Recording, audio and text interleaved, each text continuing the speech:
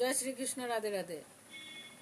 ওদিকে সন্দীপনী মণির আশ্রমে মহাভারতের যে মেন নায়ক, সে মনের আনন্দে শিক্ষা লাভ করছিল। সেখানে একদিন পরশুরাম এসে হাজির হলো।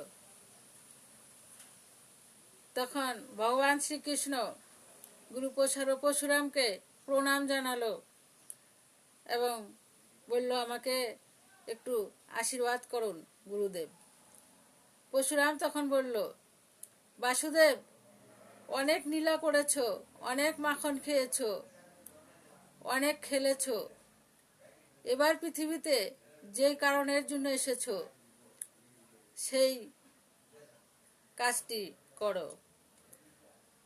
মথুরায় তুমি তো কংস বধ করে এসে এখানে মনের আনন্দে শিক্ষা লাভ করছো, আর সেই কংসবধের যে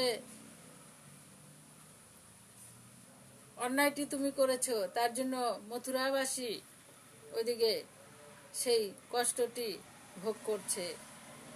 কেননা জরাসন্ধ ছিল কংসের শ্বশুর। সেই জরাসন্ধ তার